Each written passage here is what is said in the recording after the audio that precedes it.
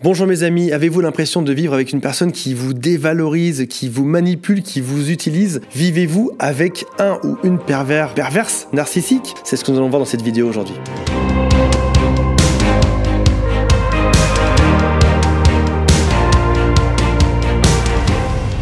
La toute première étape, c'est d'identifier le pervers narcissique. Êtes-vous réellement avec un pervers narcissique ou pas? Je vous rappelle qu'on a tendance à vite mettre des étiquettes de manipulateur ou de pervers narcissique. J'ai envie de dire que quoi qu'il en soit, vous avez raison de mettre en place ces techniques. Le simple fait de venir sur une vidéo qui vous parle de ça fait que, quelle que soit l'étiquette qu'on met sur la personne que vous fréquentez ou avec qui vous vivez, il faut faire quelque chose aujourd'hui. Donc oui, vous avez eu raison de regarder cette vidéo. Deuxième conseil, c'est de ne pas montrer ses émotions. Le pervers narcissique ou le manipulateur va essayer de vous influencer, de vous rendre triste, heureux. On est un peu comme une marionnette avec laquelle il essayerait de jouer. Et même pire que ça, c'est-à-dire qu'il peut tirer un certain plaisir à vous rendre triste ou à vous rendre heureux par la suite. Donc première étape, enfin en tout cas la deuxième étape dans cette vidéo aujourd'hui pour ne plus être victime de ce pervers narcissique, c'est d'arrêter de montrer ses émotions et c'est de rester neutre. De repérer le moment où la personne essaye de vous rendre triste, de repérer aussi le moment où cette personne essaye de vous déstabiliser parce que finalement pour lui c'est juste un jeu et vous en êtes aujourd'hui malheureusement juste la victime. Quand on parle de pervers narcissique, il faut un pervers narcissique et il faut également une victime en face. Ne soyez pas la victime de ce pervers. Une fois que vous avez découvert que cette personne-là joue avec vous, mettez un stop et arrêtez de montrer vos émotions. Ne montrez pas quand vous êtes heureux, ne montrez pas quand vous êtes triste. Troisième conseil, ne vous en tenez qu'à des discussions superficielles. C'est-à-dire que si vous voyez bien qu'au bout d'un moment, il y a un jeu et il y a une espèce de manipulation pour vous faire entrer sur certains terrains glissants, comme par exemple, vous sentez que la personne en face de vous essaye de vous emmener vers un sujet du type on va parler de ta famille, on va parler de quand t'étais mal, quand t'étais jeune, on va parler de quand t'étais timide, on va parler de quand t'étais mal à l'aise. Quand vous sentez que ces sujets-là pourraient arriver, restez-en sur des sujets superficiels, des sujets qui n'impliquent pas qu'on puisse dériver dessus derrière. Point numéro 4, si jamais le sujet dérive, que malheureusement vous n'avez pas réussi à rester superficiel, dans ce cas-là, notez les phrases par écrit. Et vous allez remarquer qu'au fil du temps, il y a des phrases qui reviennent toujours parce qu'un pervers narcissique ou un manipulateur a beau être quelqu'un qui est malin et qui joue avec vos sentiments, c'est aussi une personne qui n'est au final pas plus intelligente que vous. C'est une personne qui a développé des routines pour vous mettre mal. Mais au final, vous pouvez écrire ces routines-là et vous pouvez écrire les phrases. Et vous allez remarquer que à chaque fois que la personne vous attaque, elle réutilise les mêmes phrases. Vous pouvez même d'ailleurs au passage lui faire remarquer que cette phrase-là ont déjà été dites ou qui retournent dans le même genre de schéma. Et donc, vous serez protégé par le fait de l'avoir écrit. Le fait d'écrire, c'est très bon aussi pour le cerveau parce que ça veut dire que vous ne prendrez plus personnellement ces attaques-là. Vous saurez que ce pervers narcissique-là utilise ce même genre de phrase, que ce soit sur vous ou que ce soit sur n'importe qui d'autre sur Terre. Point numéro 5, si jamais le pervers narcissique a réussi à vous entraîner dans son jeu, arrêtez de vous justifier, arrêtez d'essayer de chercher de la logique, car le manipulateur et le pervers narcissique ont toujours cette même façon de fonctionner. Ils sont très flous, ils sont très obscurs dans les arguments, ils font des liens de cause à effet entre des choses qui n'existent pas. Par exemple, vous essayez de leur démontrer par de la logique quelque chose et ils vont tout d'un coup partir dans un monde où il n'y a plus aucune logique, ils vont mettre ensemble des choses. Oui, mais ta mère a fait ça l'autre jour, oui, mais au fait, à ton travail, il s'est passé ça, oui, mais quand tu étais jeune, tu étais comme ça. Ils vont chercher à vous désorienter en partant sur des sujets qui n'ont aucun rapport. Donc, à chaque fois que vous allez chercher à rentrer dans leur jeu, à négocier avec eux, vous devenez la marionnette et ils commencent à s'amuser. Donc, ne rentrez surtout jamais dans leur jeu, n'essayez pas de vous justifier, n'essayez pas d'être dans la logique. Il existe des phrases magiques pour s'en sortir, comme par exemple leur dire « oui, si tu le dis, c'est que tu as sûrement raison ». Le manipulateur vous attaque et vous dites « oui, si tu le dis, c'est que tu as sûrement raison, point, fin de l'histoire ».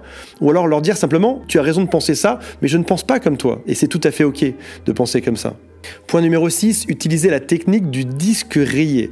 Si vous avez déjà dit une phrase, vous allez remarquer que le pervers narcissique va s'amuser à vous embrouiller, à vous faire revenir dans le même schéma, dans le même terrain. Par exemple, le pervers narcissique vous attaque sur quelque chose qui aurait dû être fait, qui n'a pas été fait. Vous pouvez tout simplement lui répondre « écoute, je t'ai déjà répondu la dernière fois que j'allais m'en occuper. » Et je n'ai pas changé, je t'ai déjà dit que j'allais m'en occuper. Ou alors si par exemple le pervers narcissique vous attaque sur votre mère, vous pouvez juste lui rappeler, on en a déjà parlé.